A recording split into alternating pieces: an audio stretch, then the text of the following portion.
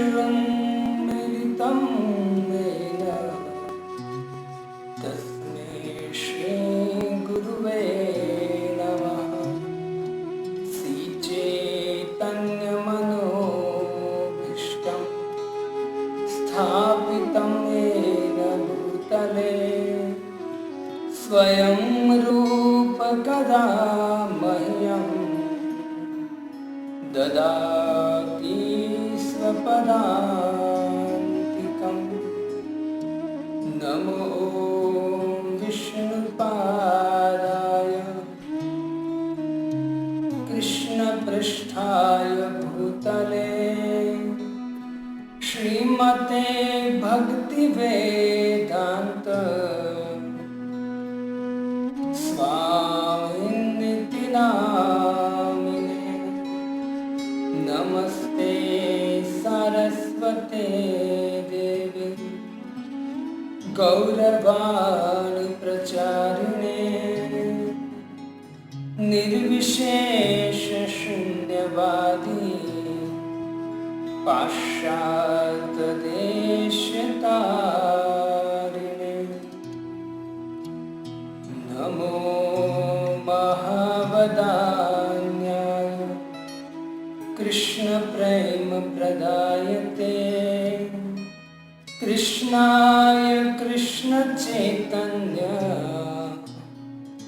नाम्ने गौरत्विषे नमः। पंचतत्वात्मकं कृष्ण भक्तरूपस्वरूपकं भक्तावतार भक्ताख्यं नमामि भक्तशक्तिकम्। जयति जयति देवो श्रीकृष्ण चैतन्य चन्द्रो जयति जयति कीर्ति तस्य सर्वप्रियाणाम्। जयति जयति भृत्या तस्य विश्वेशमूर्ति जयति जयति नृत्या तस्य सर्वप्रियाणाम्।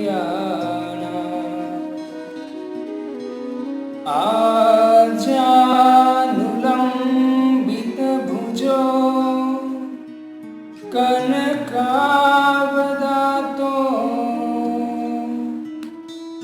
यज्ञे संकीर्तने कपितरो कमलायताक्षो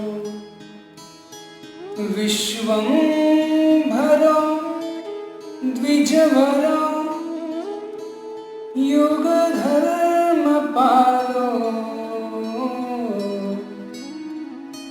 वन्दे जगत प्रियकरो करुणावतारो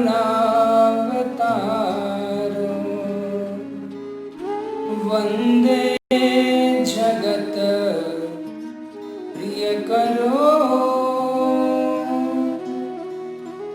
करुणावतारो।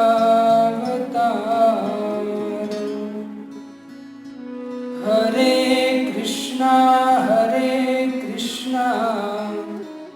कृष्णा कृष्णा हरे हरे हरे राम राम राम हरे हरे। हरे कृष्ण। पुनः सभी भक्तों का राधा कृष्ण मिलित तनु श्री गौरांग महाप्रभु और उनके दिव्य पार्षद दिव्य भक्त रामानंद राय के संवाद श्रवण करते। निश्चित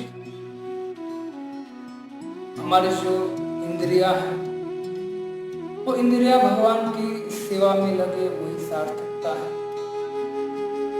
गोपियां भी, सुदामा भी एक ही बात कहते हैं, अक्षणवताम तद फलम विदाम। हमारी आंखों का फल वही है कि हम भगवान का दर्शन करें, भगवान के रूप को देखें। वैसे ही हमारे कान का सार्थकता तभी है जब हम भगवान के दिव्य लीलाओं को श्रवण करें, क्योंकि कलयुग में तो एक वही माध्यम है। इससे भगवान ने हमको दो कान दिए हैं, दो कान दिए हैं और एक मुख दिया है कि तू कम बोल और ज्यादा श्रवण कर। ज्यादा श्रवण करना चाहिए किसके विषय में? भगवान के विषय में। लेकिन अभी सब कुछ उल्टा हो रहा है कलयुग में। सभी लोग, वैसे सनत कुमार कहते हैं, मतलब सनत कुमार के विषय में श्रीमद् भागवतम कहता है कि बहुत श्रुता थे, बहुत सुनते थे भगवान के विषय में और कम बोलते थे। जो प्रेमी भक्त आता था वो इच्छा करता था भागवतम सुनने की, तो श्रवण कराते, तो बोलते। तो श्रीमद् भागवतम कहते हैं हमको बहुत श्रुता बनना है, लेकिन अभी कलयुग के हिसाब से सब उल्टा हो गया है, सब बोला हो गए हैं। सुनना किसी को नहीं, सबको गुरु बनना है। लेकिन शास्त्र कहता है कि भगवान के विषय में श्रवण करना है जीवन की पूर्णता है, क्योंकि व्यक्ति संसार में प्रेम चाहता है और जब तक वो व्यक्ति भगवान कृष्ण से प्रेम करेगा नहीं, तब तक वो जो प्रेम जो ढूंढ रहा है उसको प्राप्त नहीं होगा। और प्रेम मिलेगा, भगवान अगर मिल गए, जैसे मैं आपको एग्जांपल देता हूँ, 2000 की नोट मिल गई, 2000 का जो नोट है वो मिल गया, तो उसके उसमें 500 का भी आ गया, 200 का भी आ गया, 100 का भी आ गया, सब कुछ आ गया। तो जब कृष्ण मिल जाते हैं तो समस्त प्रकार का प्रेम, सुख, आनंद से व्यक्ति भरपूर हो जाता है। तो कृष्ण की प्राप्ति के लिए कृष्ण से प्रेम करने का जीवन में प्रयत्न होना चाहिए। लेकिन वो जो प्रयत्न है, वो प्रयत्न करना है, प्रेम प्राप्त करने के लिए क्या करना पड़ेगा? श्रवण करना, तब प्रेम होगा। रुक्मणी को देखिए, रुक्मणी ने क्या किया? रुक्मणी ने कभी भगवान को देखा नहीं था, लेकिन हाँ, नारद आदि ऋषि मुनियों से भगवान के गुणगान सुने थे। श्रुत्वा गुणा भुवन सुंदर शृण्वतां ते निर्विश्य कर्ण विवरे हरतांघता रूपम द्विषां द्विषमृतां अखिलार्थ लाभम ते अच्युता विशति चीतम पत्रपम। रुक्मणी देवी कहते कि मेरा चित्त पत्रपम, मेरा चित्त आपने हरण कर लिया। आपने तो देखा नहीं कृष्ण को, कैसे? आपके जो कथा को मैंने, आपके गुणों को सुना, श्रुत्वा गुणा, कैसे हुआ आपके गुण, कैसे? बहुत सुंदर, बहुत सुंदर व्याख्या। एक खाली सैंपल दे रहा हूँ कि शुद्ध सुनने से क्या हो सकता है। रुक्मणी ने पूरा जीवन बिना देखे भगवान को समर्पित कर दिया। उसका कारण क्या है? रुक्मणी ने श्रवण। तो ये जो भगवान चैतन्य और उनके पार्षद रामानंद राय के बीच में जो संवाद हो रहा है, वो भगवान कृष्ण को पाने की एक चरम सीमा के ऊपर संवाद हो रहा है। उसको श्रवण करना चाहिए और हमको भगवान के चरण कमल प्राप्त हो, ऐसा प्रयत्न करना चाहिए। कृष्ण त्वदीय पद पंकज पंजरांत यद्देव में विष्णु मानस हंस राज।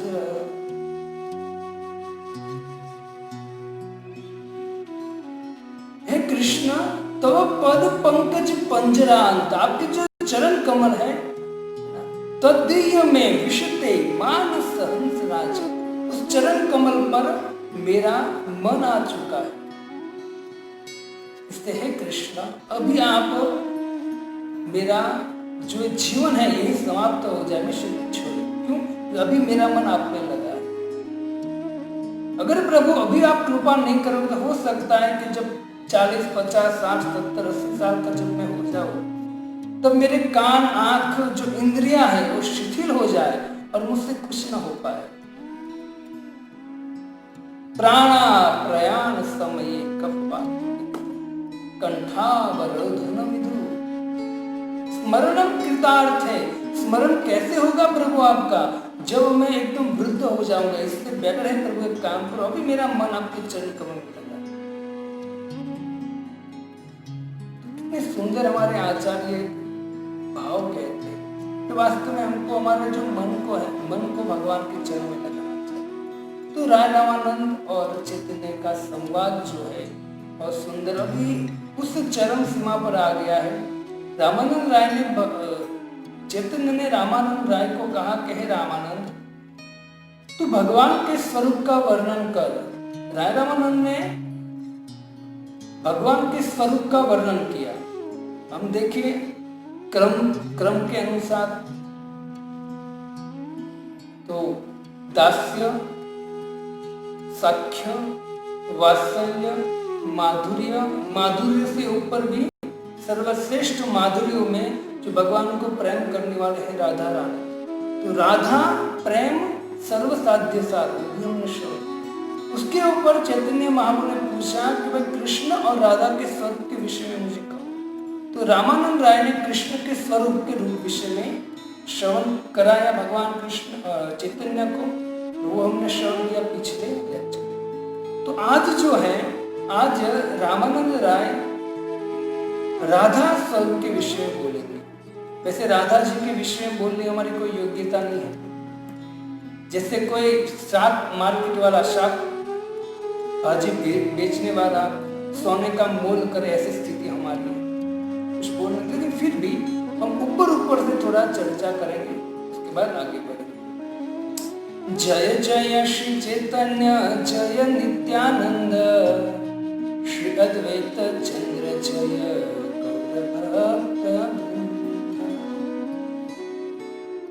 कृपालु अवतार चैतन्य ने प्रश्न किया। तुरंत रामानंद राय कहते हैं, कृष्णेर अनंत शक्ति ताते तीन प्रधान, चित शक्ति, माया शक्ति, जीव शक्ति नाम। राय रामानंद कहते कृष्ण की अनंत शक्तियां हैं, लेकिन उसमें तीन प्रधान शक्तियां हैं। कौन कौन सी? तो कहते चित्त शक्ति, माया शक्ति, जीव शक्ति नाम। चित्त शक्ति मतलब क्या है? तो आध्यात्मिक, और माया शक्ति मतलब भौतिक शक्ति, और जीव शक्ति मतलब तटस्थ शक्ति, जो हम है जीव शक्ति, तटस्थ शक्ति। अतरंगा बहिरंगा तटस्था कही आर, अतरंगा स्वरूप शक्ति सबार ऊपर। रामानंद राय कहते हैं कि दूसरे शब्दों में जो चित्त शक्ति है उसको कहते हैं कि अतरंगा शक्ति, माया शक्ति है उसको बहिरंगा शक्ति कहेंगे, और तीसरी है जीव शक्ति, उसको तटस्थ शक्ति। देखो भक्तों, तटस्थ शक्ति, माया शक्ति और अतरंगा शक्ति। अतरंगा शक्ति मतलब जो भगवान की लीला में सहाय करती है, उसको बोलते हैं अतरंगा शक्ति। जो भगवान आध्यात्मिक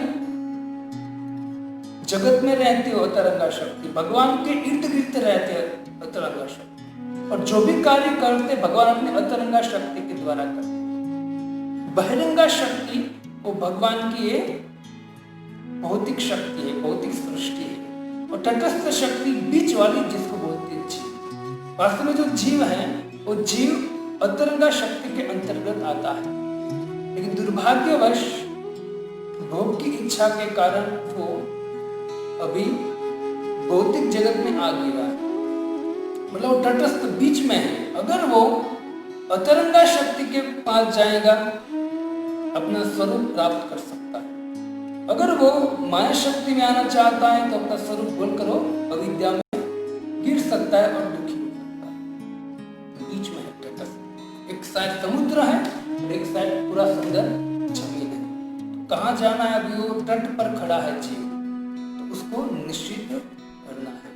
लेकिन यहाँ कहते हैं कि अतरंगा स्वरूप शक्ति सवार ऊपर। जो अतरंगा शक्ति है वो सभी शक्ति के ऊपर है। वो अतरंगा शक्ति क्या है? तो भगवान की नित्य लीला में सहाय करने वाली, जो भगवान के नित्य साथ रहने वाली अतरंगा शक्ति, भगवान के आध्यात्मिक धाम।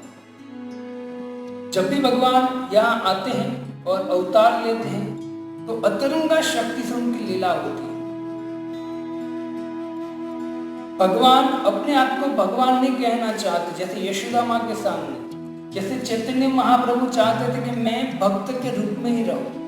तो इस तरह से अतरंगा शक्ति वो क्या करती है? वहां सहाय करती है। माता यशोदा कहती है, सोचती कि नहीं ये तो भगवान है, ऐसे कार्य करते, गोवर्धन उठाता है, मुख में ब्रह्मांड दिखाता है, तो साक्षात ऐसा इच्छा भी विचार भी होता है। अतरंगा शक्ति जो है तो अतरंगा शक्ति वो यशोदा माता के आगे पर्दा डालती। यशोदा माँ वापस कहती नहीं ये तो मेरा बेटा है। तो अतरंगा शक्ति का काम है भगवान की लीला में सहाय करना, जिससे कोई भगवान को पहचान न सके। इससे तो कुंती महारानी कहते हैं कि माया जवनी काच नटो नाट्य धरो यथा। सब अतरंगा शक्ति के अंतर्गत भगवान सब लीला करते हैं। इसे यहाँ कहते हैं कि जो भौतिक शक्ति है, मतलब बहिरंगा शक्ति है और तटस्थ शक्ति, उन दोनों से श्रेष्ठ क्या है? अतरंगा शक्ति। तो सबसे ऊपर है। भगवान की कोई भी क्रिया प्राकृत चीज को छुए बिना अप्राकृत से भगवान लीला करते हैं। भगवान जब भी यहाँ आते तो हमको लगता है कि भगवान भी हमारी तरह है। जैसे दुर्योधन भी ऐसा मानता था, ऐसे दूसरे दुष्ट लोग मानते भगवान हमारी तरह है, और वास्तव में भगवान ऐसे लीला करते जैसे सामान्य मनुष्य। और अज्ञानी मनुष्य उनको समझ नहीं पाता है और निश्चित वो कहते हैं नहीं भगवान भी हमारे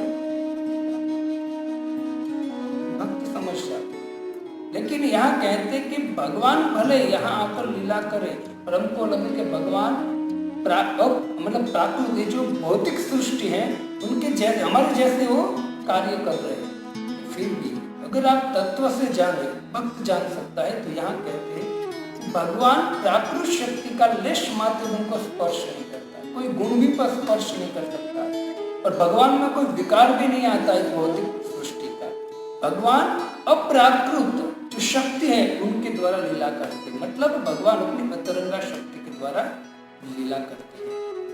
और यहाँ कहते जो चित्त शक्ति है, मतलब अतरंगा शक्ति है, उसके विषय में कहते हैं कि अतरंगा शक्ति के विषय में एक सुंदर श्लोक है, ते ध्यान योगानुगता अपश्यना देवात्म शक्ति स्वगुणेन बुधा य कारणानि निखिलानि तानि कलात्मयुक्ता अन्यधितिष्ठति।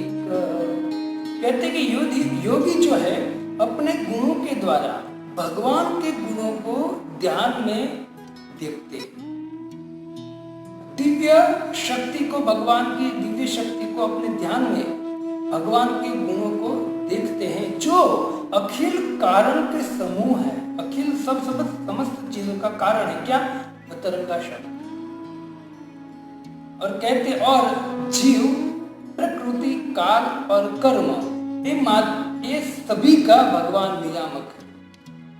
वो किस द्वारा पता चलता है? भगवान सबके नियामक अतरंगा शक्ति के द्वारा। तो भगवान की जो अतरंगा शक्ति है, 3 शक्ति में मुख्य अतरंगा शक्ति है।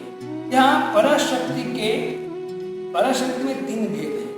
पराशक्ति जो है उसमें 3 भेद है। पराशक्ति में 3 भेद मतलब क्या है? मतलब बात एक ही है, एक ही बात को अलग अलग शब्द दिए। आप अगर पकड़ सके तो पकड़ लीजिए। पराशक्ति में अतरंगा शक्ति, पहले कहा चित्त शक्ति, चित्त शक्ति दूसरे प्यार में कहा अतरंगा शक्ति, उसमें कोई अंतर नहीं है। चित्त शक्ति को अतरंगा शक्ति बोलते हैं। और यहाँ कहते हैं कि जो पराशक्ति, तो पराशक्ति मतलब अतरंगा शक्ति को पराशक्ति कहते हैं, चित्त शक्ति को भी पराशक्ति कहते हैं। तो वही अतरंगा, चित्त और पराशक्ति है, उनके 3 भेद है। 3 भेद कैसे हैं? वही बात मतलब प्रधान, क्षेत्रज्ञ और क्षेत्रपति। तो प्रधान मतलब क्या है? प्रधान मतलब माया शक्ति, भौतिक शक्ति। क्षेत्रज्ञ मतलब जीव शक्ति और क्षेत्रपति मतलब चित्त शक्ति, मतलब बहिरंगा शक्ति। तो मतलब नाम अलग अलग है, बाकी जो एक ही है। मतलब प्रधान, क्षेत्रज्ञ और क्षेत्रपति मतलब भौतिक शक्ति, माया शक्ति, जीव शक्ति मतलब तटस्थ शक्ति, और तीसरा चित्त शक्ति मतलब अंतरंगा शक्ति। उसका नाम क्या है? तीनों प्रधान, क्षेत्रज्ञ और क्षेत्रपति। जैसे हम हमारे आचार्य जो संस्कृत में बहुत सारे ऊंचे ग्रंथ लिखे हैं, उस तरह हम बढ़ते हैं, उसी साइड बढ़ते हैं, तो यही जो अंतरंगा, बहिरंगा, तटस्थ आदि जो नाम है, वो नाम ऊपर उच्च लेवल के होते जाते हैं। तो समझना, नाम वही होता है लेकिन हमको समझ में बहुत मुश्किल पड़ता है। तो ऐसे भक्तों का संग करें तो चीज हम आसानी से समझ सकते हैं। तो यहाँ कहते हैं कि माया शक्ति, जीव शक्ति और चित्त शक्ति, प्रधान, क्षेत्रज्ञ और क्षेत्रपति। शक्ति शक्ति मतोर भेद, यहाँ कहा गया कि न्याय से शक्ति और शक्तिमान में परस्पर अभिन्न माना गया है। न्याय में क्या कहा गया है? तो कहते हैं कि शक्ति और शक्तिमान, उसमें कोई अंतर नहीं, कोई अंतर नहीं, क्योंकि शक्तिमान नहीं है तो शक्ति नहीं है, और शक्ति है तो निश्चित शक्तिमान होगा ही। जैसे कोई चेक में साइन करे और चेक ले कोई व्यक्ति जा, तो उसको उस चेक के द्वारा 1 लाख रुपए दे देंगे बैंक वाले, तो काम किसने किया? शक्ति ने किया, उनकी साइन ने किया, वो शक्ति है। लेकिन साइन किसने किया? साइन किया वो शक्तिमान। तो शक्तिमान और शक्ति में कोई अंतर नहीं। ऐसा भी हो सकता है कि शक्तिमान से भी ज्यादा कार्य कौन कर सकता है? शक्ति। जैसे और एक एग्जांपल वही कि जैसे कोई व्यक्ति बैंक में चला जाए और बैंक में जाकर बोले कि मुझे 1 लाख रुपए दीजिए, मेरे खाते में 10 लाख पड़े, 1 लाख मुझे, वो देगा बैंक वाला? नहीं, वो नहीं देगा। वास्तव में आपका ही हो पैसे, लेकिन वो नहीं देगा। लेकिन जब वही व्यक्ति वहीं खड़ा खड़ा अपने चेक में खुद की साइन करेगा और वो चेक फाड़ कर 1 लाख रुपए का देगा, वास्तव में उनको पैसे शक्ति से शक्तिमान से शक्ति बेस्ट होती है, लेकिन शक्ति और शक्तिमान में कोई अंतर नहीं होता। तो जो भी शक्ति है वो इसकी है, बहिरंगा, अंतरंगा और तटस्थ, समस्त भगवान की है। एन प्रकार है ना, भगवान की सेवा के लिए या भगवान के विमुख हो गए जो जीव है, उनको वापस भगवान की शरण में लाने के लिए भगवान ये जो बहिरंगा शक्ति उसको भेजते। बहिरंगा शक्ति का वही काम है। आगे कहते हैं ये 3 शक्ति, वो तीनों शक्ति भगवान के द्वारा कार्य करती है। लेकिन यहाँ प्रभुपाद जी सुंदर कहते हैं कि तीनों शक्ति जो है वो तीनों शक्ति है, लेकिन भगवान उससे कभी भी लिप्त रहते हैं। तीनों शक्ति भगवान की है, भगवान उसमें लिप्त नहीं रहते, क्योंकि भगवान जो कार्य कहते हैं बहिरंगा अंतरंगा में करते हैं, लेकिन भगवान जो है बहुत दिव्य स्तर पर रहते हैं। इसको बोलते अचिंत शक्ति। अमुक बार ऐसा होता है कि ऐसी चीज हमको देखने को मिलता है, ऐसा चीज हमको सुनने को मिलता है जो हमारी समझ से के बाहर है। दूसरे भक्त, तीसरे भक्त, बड़े बड़े भक्त को पूछेंगे तो जवाब नहीं मिलेगा। तो उसका कारण क्या है? उसका कारण प्रभुपाद जी कहते हैं कि भगवान की अचिंत्य शक्ति है। अचिंत्य शक्ति तो एक नाम है अचिंत्य शक्ति। लेकिन खास करके भगवान जो ये बहिरंगा शक्ति, चित्त शक्ति है, सॉरी अंतरंगा शक्ति, चित्त शक्ति, उनके द्वारा भगवान लीला करते हैं। और जो किसी को समझ में नहीं आए और बहुत उटपटांग हो रहा है भगवान के द्वारा, तो समझो भगवान की अचिंत्य शक्ति के द्वारा सब कुछ हो रहा है। और यहाँ भगवान भगवद गीता में भी कहते हैं कि ना हम लिप्यंती कर्म में गव्यम, मैं लिप्त नहीं, मैं कर्म करता हूँ। जब मैं अवतार लेता हूँ, जब आता हूँ धर्म की स्थापना करने के लिए, तो संसार में मैं रहता हूँ और सामान्य व्यक्ति के बीच में रहता हूँ, लेकिन कभी भी मैं कर्म में लिप्त नहीं रहता। मुझे कर्म कोई बांध भी नहीं सकता है और कर्म में लिप्त भी नहीं रहता हूँ। मुझे कोई फल नहीं मिलता है कर्म। क्यों? क्योंकि मैं कर्म के ऊपर, मैं कर्म देने वाला। कोई व्यक्ति कर्म करेगा तो कर्म का फल मैं देने वाला, कर्म में कभी मैं लिप्त नहीं होता। यहाँ कहते हैं माया शक्ति अतरंगा शक्ति की छाया। जैसे उदाहरण देते इसी भक्तिवेदांत स्वामी श्री प्रभुपाद जी, जैसे दर्पण में हमारा प्रतिबिंब, छाया होती है, दर्पण में हमारे प्रतिबिंब होता है, तो क्या लगता है? वो सेम दिखता है। तो यहाँ अतरंगा शक्ति के द्वारा ही माया शक्ति आती है, तो दोनों सेम लगता है। कार्य कैसे दोनों के कार्य एकदम विपरीत है, एकदम विपरीत है।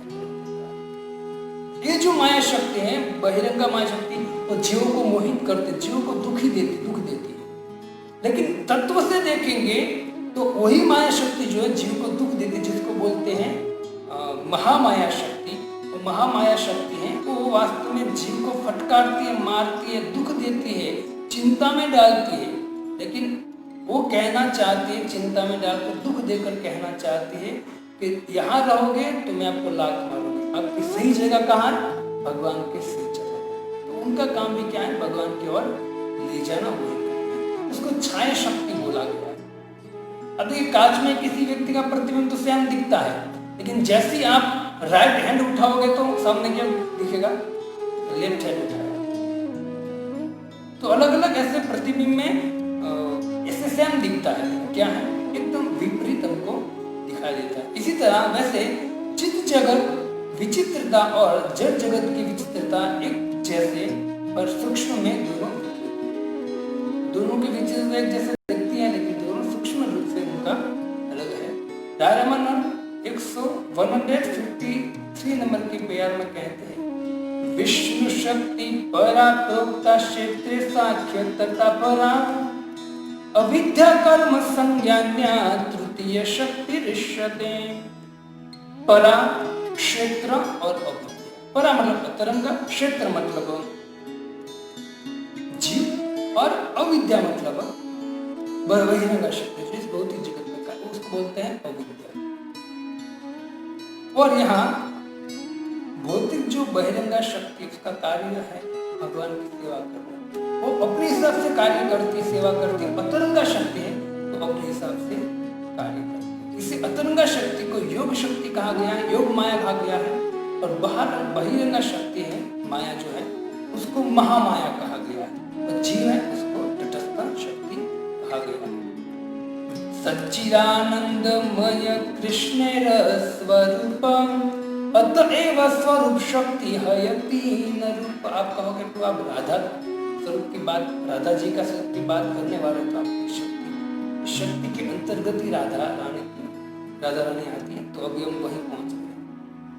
दयानंद जी कहते हैं, सच्चिदानंदमय कृष्ण स्वरूपम अतएव स्वरूप शक्ति हयति न रूप।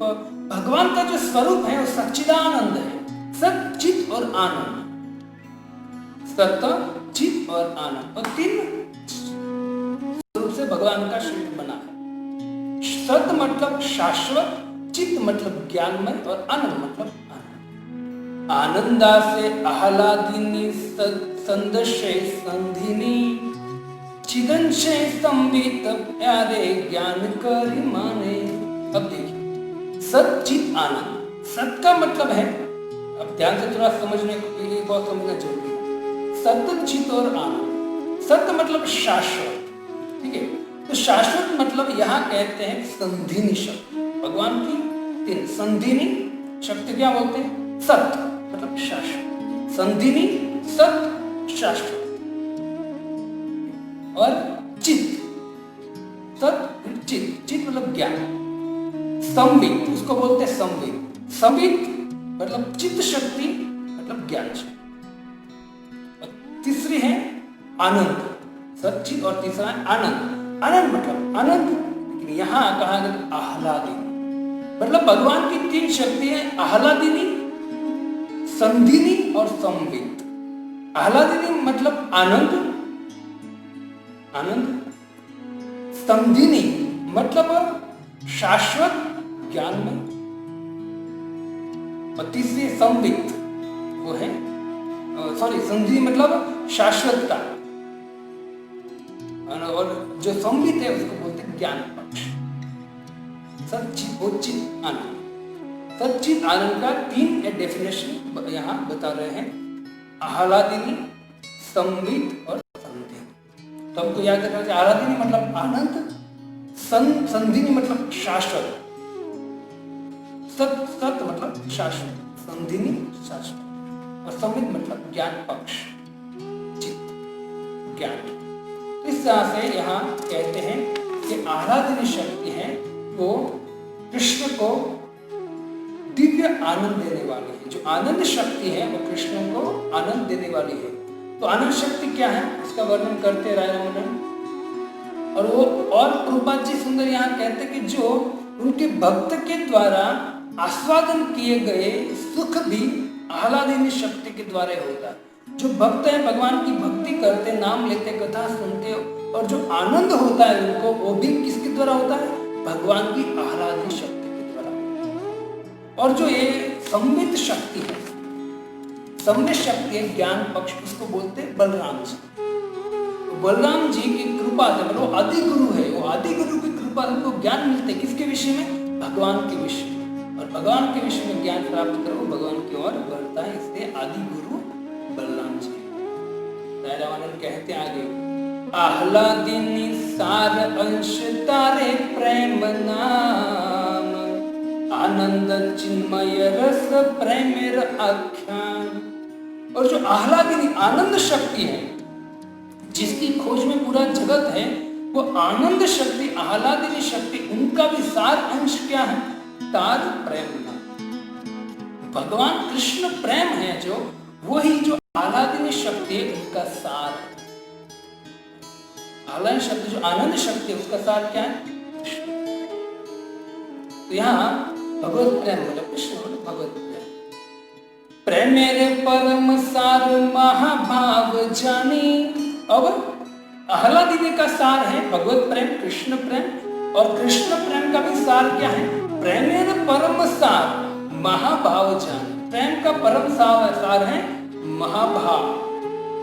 से ही महाभाव रूपा राधा ठाकुरानी। तीन शक्ति,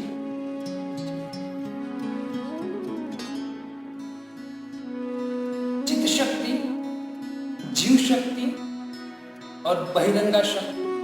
चित्त शक्ति मतलब अंतरंगा शक्ति जो स्वरूप है उनका, उसमें जो आनंद सच्चिदानंद भगवान का स्वरूप है, वो जो शक्ति है भगवान की अंतरंगा, उसमें जो सच्चिदानंद है वो भगवान का स्वरूप है।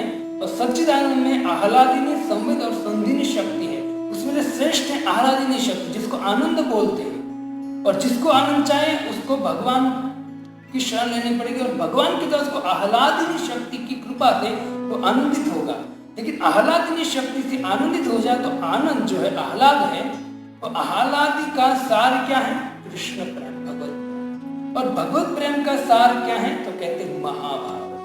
और महाभाव का भी सार क्या है? से ही महाभाव रूपा राधा ठाकुरानी। और भक्तों वही भाव को महाभाव जो है, कोई व्यक्ति इस संसार का कोई व्यक्ति प्रकट नहीं कर सकता है, वो दिव्य जगत में प्रकट होता है। इसे सार्वभौम भट्टाचार्य हमने शुरुआत में देखा कि जैसे चैतन्य महाप्रभु जिस कृष्ण नाम से जिस भाव में मूर्छित हो चुके थे, तो सार्वभौम भट्टाचार्य समझ गए कि यहाँ का मतलब ये भाव बहुत ऊंचा भाव है, लेकिन फिर भी वो मायावादी थे तो उसको इतना समझ में नहीं आया। तो चैतन्य महाप्रभु वही महाभाव को लेकर, राधा रानी का वही महाभाव को लेकर इस जगत में प्रकट हुए और हमको ब्रज प्रेम हमको प्रदान किया। तो महाभाव लेकर चैतन्य प्रकट हुए हैं और महाभाव स्वरूपा चैतन्य महाप्रभु। अभी रामानंद राय को यही महाभाव के विषय में श्रवण करा गया। तयोरप्यु भयोर्मध्ये राधिका सर्वशाधिका महाभाव स्वरूपेयं गुणे सीवर्यस्ति। वृंदावन में दो ग्रुप है, भगवान की कृष्ण से प्रेम करने वाला और कृष्ण की सेवा करने में दो ग्रुप है। वैसे गोपियां चार प्रकार के, ग्रुप दो है, एक तो राधा रानी का ग्रुप है, दूसरा चंद्रावली का और दोनों जो बराबर से भगवान की सेवा करते हैं, एक भगवान के अनुकूल सेवा करते हैं, एक भगवान के प्रतिकूल सेवा करते हैं। तो इस तरह से दोनों पक्ष जो है भगवान की, एक वाम नायिका है और एक अनुकूल नायिका है, तो दोनों भगवान की सेवा करती है। लेकिन राय रामानंद कहते हैं कि जो उसमें जी राधा ठाकुरानी है, राधा जी है, वो और जो दो ग्रुप में से जो राधा रानी है वो सर्वश्रेष्ठ है। क्यों? क्योंकि जिस तरह से राधा रानी प्रेम करती है, वो प्रेम के द्वारा, उस सेवा के द्वारा कृष्ण जितने प्रसन्न होते हैं, उतना दूसरी गोपियों की सेवा से भगवान प्रसन्न होते। प्रसन्न देखिए इतना प्रसन्न नहीं होते जितना राधा रानी का भाव और प्रेम देखकर भगवान श्री कृष्ण प्रसन्न होते हैं। और यहाँ कहते हैं जो राधा का देह है भगवत प्रेम में रूपांतर है, और वही प्रेम के द्वारा राधा जी हैं वो निश्चित भगवान की सेवा करती हैं। और राधा रानी के साथ ललिता और विशाखा रहते हैं जो उसके द्वारा प्रकट है। जैसे आप देखें ब्रह्म संहिता में कहा है कि भगवान का धाम आनंदमय है, आनंद चिन्मय सदर, आनंद चिन्मय रस प्रतिभाव भाविता तार्भीय एवं निव रूपतया कलाभि गोलोक एवं निव सत्य खिलात्म भूत गोविंद माधुर्य भगवान श्री कृष्ण राधा रानी के साथ गोलोक वृंदावन में नित्य वास करते हैं। राधा कृष्ण के आध्यात्मिक स्वरूप के, राधा जो है कृष्ण के आध्यात्मिक स्वरूप के समान, जो आध्यात्मिक पूरा स्वरूप है वो राधा जी के अंदर समा गया हो, ऐसा स्वरूप हो, ऐसा रामानंद कहते हैं। और अतरंगा सखी स्वरूप का विस्तार है। राधा रानी जो है वो जो सखी है उसके द्वारा विस्तार होता है। से महाभाव चित्तामणि सार कृष्ण वांछा पूर्ण करे से कार्य तार। आध्यात्मिक जीवन का जो सार है वो महाभाव है, और महाभाव स्वरूपा राधा ठाकुरानी है, और राधा ठाकुरानी राधा जी हैं, और राधा जी कृष्ण वांछे पूर्ण करे से कार्यता, और भगवान श्री कृष्ण की इच्छा को पूरी करने के लिए राधा रानी क्या करते हैं? कार्य करते हैं। निश्चित भगवान की जो भी इच्छा है वो पूर्ण करने में सक्षम है श्रीमती राधा रानी, और वही कार्य राधा रानी करती है। तो यहाँ कह कि राधा रानी जो है उनके अंदर से उनकी सखियां प्रकट होती है, मतलब उनका ही अंश है। ललिता विशाखा आदि जो सखी है वो राधा रानी का अंश है, और राधा रानी के अनुकूल भाव से वो समस्त मिलकर भगवान की सेवा करते हैं। अब हम जो राय रामानंद जो कहा है उसका विस्तार न करते हुए, जो राय रामानंद ने जो कहा है पया वही एज इट इज मैं आपको खाली श्रवण कराऊंगा।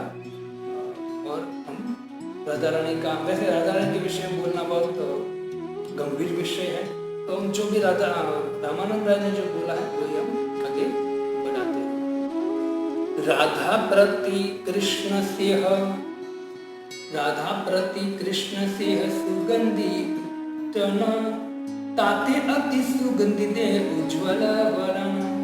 रामानंद राय कहते श्रीमती राधा का दिव्य शरीर उज्ज्वल कांति वाला है तथा समस्त दिव्य सुगंधियों से पूर्ण है। राधा का शरीर उनके प्रति कृष्ण का सह सुगंधित उपटन के समान है। जैसे राधा रानी का शरीर है वो सुगंधित है, लेकिन जब उसमें उपटन लगता है और राधा रानी स्नान करते हैं तो उसके शरीर में और सुगंध बढ़ जाती है। तो राधा रानी ऑलरेडी सुगंधित शरीर वाली है, लेकिन जब राधा रानी जो है वो कृष्ण से संग होता है, मिलन होता है, तो और राधा रानी सुंदर दिखती है। आगे कहते हैं कारुण्यामृत धारिया,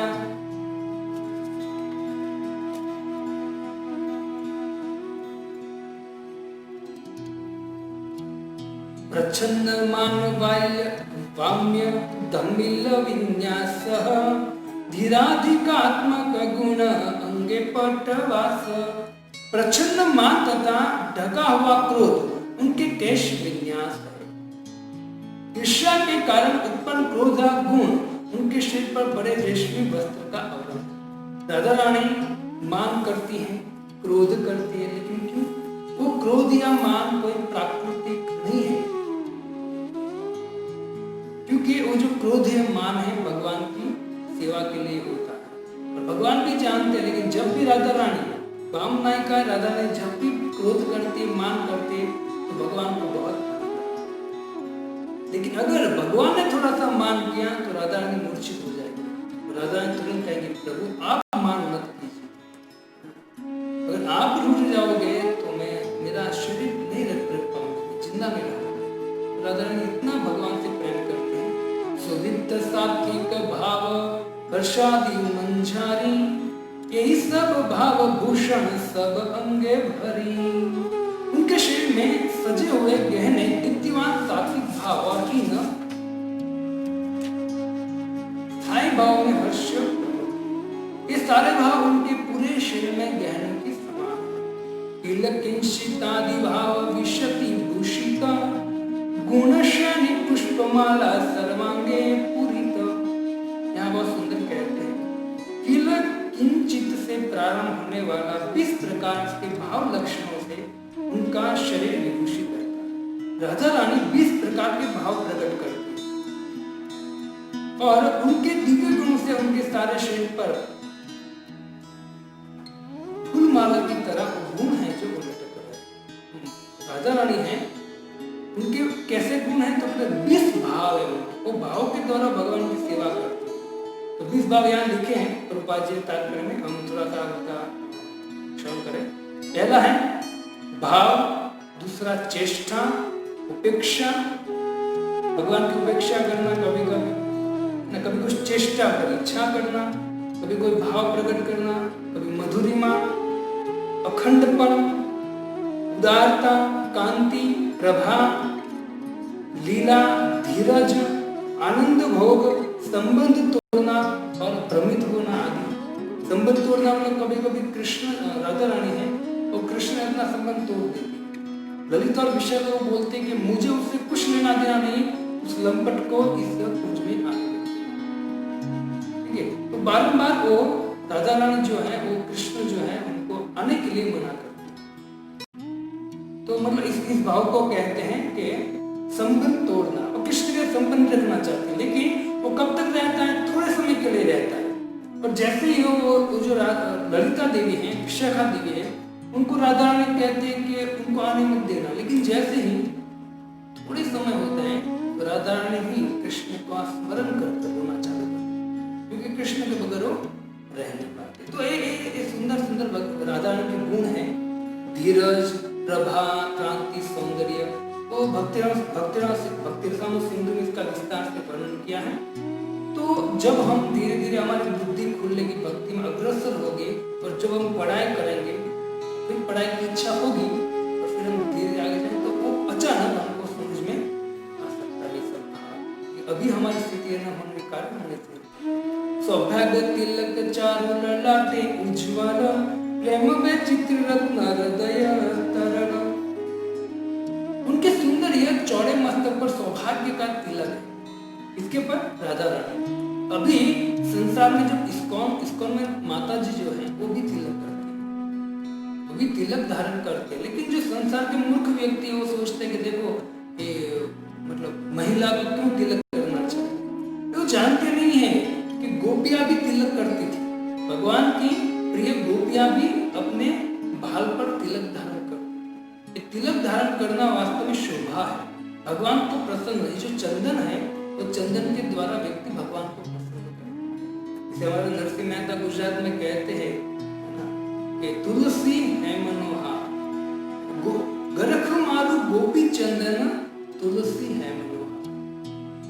तो चंदन जो है भगवान को प्रसन्न, तो ये यहाँ वर्णन है, सौभाग्य तिलक चारु ललाटे उज्ज्वल। राधा रानी जो है वो उज्ज्वल सुंदर तिलक का ललाट मतलब कपोल पर राधा रानी, उनकी विविध प्रेम व्यवहार मणि है और उनका हृदय मध्य वयस सखी स्कंदे करन्यास, कृष्ण लीला मनोवृत्ति सखियार पाशा। श्रीमती राधा की गोपी सखिया उनकी मानसिक क्रिया है। राधा रानी जो है वो इच्छा भी करते हैं भगवान के लिए सेवा करने की, तो जो सखियां हैं वो सखियां तुरंत समझ जाती हैं कि राधा रानी आज किस प्रकार से कृष्ण की सेवा करना है, उसी प्रकार से सब अरेंजमेंट करती है। भक्त वृंदावन में जब भी राधा और कृष्ण का मिलन होने वाला है तो उसका अरेंजमेंट गोपियां करती है, और खास करके वृंदा देवी करती है।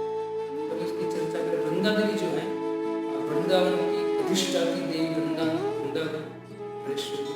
तो वृंदा जो है तुलसी देवी सब अरेंजमेंट करते, कहाँ करते हैं तो शेयर करेंगे कि गंधर्व है वहाँ जो तुलसी महारानी का मंदिर है, वहाँ से सब लीला स्टार्ट होती है। तो यहाँ वही कहते हैं कि जो कृष्ण लीलाओं पर ही केंद्रित रहती है, वे अपना हाथ युवावस्था की प्रतीक अपनी सखी के कंधे पर रखती है। जैसे कृष्ण को आदत है कि बलराम जी या राधा के कंधे पर हाथ रखना, तो यहाँ वर्णन है कृष्ण लीला मनोवृत्ति सखी आशपाश, सखी के कंधे पर जो राधा रानी है वो क्या रखते हैं, अपना हाथ रखते हैं। तो कृष्ण में जैसे गुण हो गए तो साथ में रहते तो पुष्पायल गुण। अब देखिए जब आप मायापुर जाओगे, मायापुर मंदिर में आप राधा कृष्ण के दर्शन करोगे, माधव और राधा दोनों के दर्शन करोगे तो आपको दिखेगा कि राधा रानी है कैसी खड़ी है, त्रिभंग खड़ी ऐसी है, मतलब टेढ़ी खड़ी हो गई। तो हमको भी लगता है वाह राधा रानी टेढ़ी खड़ी, लेकिन वो खड़ी रहेंगी क्यों, क्योंकि कृष्ण उनके पास खड़े हैं और नित्य कृष्ण के साथ रहना है उनको। तो जैसे कृष्ण के गुण हैं वही जाएंगे धीरे धीरे, वो भी राधा रानी की इस तरह से। तो ऐसा आपको समझ में आता है, मतलब जैसे राधा के दर्शन।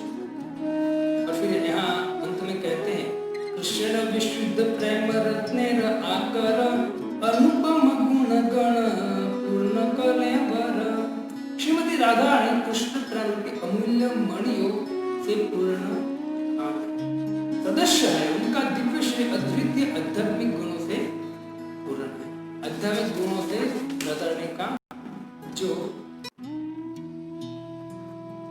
शरीर है पूर्ण है। यह बहुत सुंदर रामायण चर्चा करते हैं। यार सौभाग्य गुणवान छे सत्य भामा, ये जो गुण है राधा रानी का कौन चाहती है, सत्यभामा। सत्यभामा कौन है, कृष्ण के पति। यार ठाई कला विलास शिखे ब्रजरामा, यार सौंदर्यादि गुणवान छे लक्ष्मी पार्वती, यार प्रतिवता धर्मवान छे अरुंधति। क्या सुंदर रामायण राय कहते हैं कि जो राधा रानी में गुण है तो कौन कौन वांछा करता है, तो कहते हैं यहाँ तक कि श्री कृष्ण की रानियां में से एक सत्यभामा भी श्रीमती राधा रानी के सौभाग्य और उत्तम गुणों के लिए इच्छा करते। कौन करते, भगवान की 16 से 108 रानी, उसमें 8 जो थी भगवान की पटरानी थी, उसमें से एक थी सत्यभामा। चाहती कि राधा रानी जैसे मुझ में गुण है। सारी गोपियां श्रीमती राधा रानी से सजने की कला सीखती है। राधा रानी जिस तरह से सुंदर सजती है, क्यों सजती है, अभी भी संसार में लोग बहुत ब्यूटी पार्लर में जाते स्त्रियां और बहुत सुंदर सुंदर वस्त्र और गहने पहनती है। किसके लिए, संसार को दिखाने के लिए, और ऐसे व्यक्ति को दिखाने के लिए जो उनका है नहीं और रहने वाला है नहीं। जब तक है वही व्यक्ति उसको दुख दे। ऐसे व्यक्ति, एक सामान्य व्यक्ति के लिए व्यक्ति सज धजता है। वास्तव में देखा है संसार में ऐसी मानसिकता है कि कपड़े पहनता है, और क्यों कपड़े पहनकर वो इच्छा करते कि सामने वाला जो है वो सामने वाला तारीफ करे, वाह बहुत सुंदर कपड़े, कितने का है, कहाँ से लिए। तो जो कोई तारीफ करेगा आनंद आएगा, उसमें वो आनंद लेते हैं। लेकिन यहाँ जो कहते हैं कि राधा रानी जो है इतनी सुंदर, सजने में इतनी पटु थी, किसके लिए सजती थी, कृष्ण। अब देखिए जब कृष्ण मथुरा गए ना, तो हमारे रूप गोस्वामी सनातन को विदित माधव आदि ग्रंथ है, उसमें वर्णन करते, गीत गोविंद में जयदेव गोस्वामी पाद वर्णन करते कि जब से कृष्ण गए हैं तब से राधा रानी श्रृंगार भूल चुकी है, यशोदा श्रृंगार भूल चुकी है, क्योंकि जिससे प्रेम करती थी, जिसके लिए सजती थी, वो तो है ही, वो चले गए। श्रीमद् भागवतम में आप 10वें स्कंद में देखेंगे द्वारका का वर्णन। भगवान श्री कृष्ण जब तक मथुरा में अर्जुन के पास थे कुरुक्षेत्र युद्ध में हस्तिनापुर 4 महीने तक ये जो रानियां है उसने अपने शरीर को सजाना बंद कर। किसके लिए सजा? एक व्यक्ति है, कौन है वो? है भगवान कृष्ण, हमारे पति है। उनके अलावा किसको बताना है? सजना बंद कर दिया। तो पति अगर कोई बाहर गया है, शास्त्र कहते हैं बाहर गया है कहीं विदेश कोई भी जगह पे बिजनेस करने के लिए गया है, तो पत्नी होती है उसको घर में उसकी राह देखनी चाहिए और अच्छे पकवान नहीं खाने चाहिए, अच्छा सजना नहीं चाहिए जब तक पति नहीं। पत्नी सजती है क्यों? पति के लिए। यहाँ वही बता रही। गोपियां जो हैं वो राधा रानी से सीखती क्या? खुद को सजाने का। राधा रानी बहुत सुंदर तैयार होती है अपने आप से, तो राधा रानी से गोपियां सीखती। और विष्णु पत्नी लक्ष्मी, देखो गोपी भी विष्णु पत्नी लक्ष्मी तथा शिव पत्नी पार्वती भी उनके सौंदर्य और गुणों के लिए इच्छा करती। राधा रानी के गुण है, राधा रानी की सुंदरता है, तो हम कौन इच्छा करती? पार्वती और लक्ष्मी। वशिष्ठ की पत्नी पतिव्रता पत्नी अरुंधति भी श्रीमती राधा रानी के पतिव्रता तथा धार्मिक नियमों का अनुकरण करने का इच्छा। ये सब बड़ी जो गोपियां हैं, सत्यभामा आदि रानियां, लक्ष्मी है, पार्वती, अरुंधति, ये सब इच्छा करते गुण प्राप्त करने। किसका? राधा रानी का गुण प्राप्त करने। तो ऐसे बड़े जो शिव पत्नी, ब्रह्मा की पत्नी, नारायण की पत्नी, गोपियां, सत्यभामा जैसे जो और वशिष्ठ की पत्नी अरुंधति जैसी स्त्रियां जो हैं, दिव्य स्त्रियां, वो सब राधा रानी के गुण को लेने का प्रयत्न करते हैं। विचार कीजिए, सामान्य व्यक्ति को भी कैसे गुण डेवलपमेंट करना चाहिए? जो गुण कृष्ण का, तो कृष्ण के गुण को लेने के लिए क्या करना पड़ेगा? जिस तरह से ये सब जो है वो सब राधा रानी के पास से गुण प्राप्त करने के लिए राधा रानी का भजन करते हैं, वैसे ही कृष्ण के गुण हमको प्राप्त करना है तो क्या करना पड़ेगा? कृष्ण का भजन करना पड़ेगा। जिसके साथ रहोगे, जिसका गुणगान करोगे, ऐसे गुण आप में निश्चित आ जाएंगे। जिसका उच्चिष्ट खाओगे, ऐसे गुण आप में आ जाएंगे। तो अगर आपको दिव्य गुण चाहिए, अच्छे गुण चाहिए, तो क्या करना पड़ेगा? तो कहते हैं कि आपको भगवान के पास भगवान के गुणगान। यार सद गुण गण कृष्ण ना पाए पार, तार गुण गण देखे मने जीव छार। स्वयं भगवान कृष्ण श्रीमती राधा रानी के दिव्य गुणों का पार नहीं पा सकते, तो भला तुच्छ जीव किस प्रकार उनकी गिनती कर? भगवान भी राधा रानी के गुणों का पार नहीं पा सकते, क्योंकि भगवान राधा रानी से बहुत प्रेम करते हैं कि राधा रानी ने भगवान को वश कर लिया है अपनी सेवा। भगवान के गुणगान नहीं कर पा रहे राधा रानी के, इतने गुण है राधा रानी।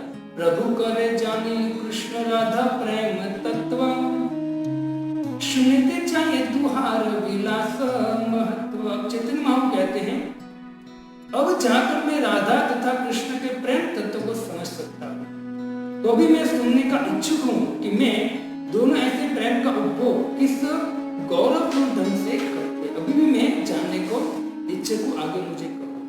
अब राय रामानंद चैतन्य महाप्रभु ने राधा कृष्ण स्वरूप भी समझ लिया, सुन लिया। अब वापस चैतन्य महाप्रभु कहते कि आगे और मुझे सुनना। राय रामानंद अब और भगवान के सुंदर सुंदर गुणों का वर्णन करेंगे। इसका चर्चा हम वापस कल करेंगे 6 बजे। हरे कृष्णा कृष्ण कृष्ण हरे हरे, हरे राम राम राम हरे। थोड़ा समझना आज टफ था, लेकिन फिर भी हमको सुनना चाहिए। ये शब्द कान में जाएगा तो जैसे एग्जाम्पल है कि आप दवाई है, वो दवाई आप कोई भी दवाई, सिर आपका दुख रहा है, सिर दुखने की दवा आप लेते हो, जाती है पेट में, किसी भी भाव से आप लेते हो, लेकिन वो दवाई अंदर चली गई है तो दवाई अपना काम कर रही है, वो आपका सिर ठीक कर रही है। वैसे दूध है, दूध को पानी समझ के ग्रहण करोगे, है ना, भले पानी समझ कर आपने ग्रहण किया, लेकिन दूध है, वो अंदर जाके दूध अपने गुणों को तुरंत विकसित करेगी। वैसे ये जो शब्द है भले समझ में आए या न आए, लेकिन अगर कान के साथ टकराए हैं शब्द, तो निश्चित आज नहीं तो कल उस शब्द के अर्थ भी सामने आ जाएंगे, क्योंकि ये कोई भौतिक शब्द नहीं है, आध्यात्मिक भगवान के धाम के दिव्य, भगवान के स्वरूप के दिव्य शब्द है। तो यही हम समाप्त करते कल पुनः 6 बजे और आगे भगवान के गुणों का वर्णन करेंगे। अभी हम शायद पहुंचे हैं 187 तक पहुंचे, अभी हमको 313 तक जाना है। कल पुनः हम वापस चर्चा करेंगे। हरे कृष्ण कृष्ण कृष्ण हरे हरे, हरे राम राम राम हरे हरे। श्रील प्रभुपाद।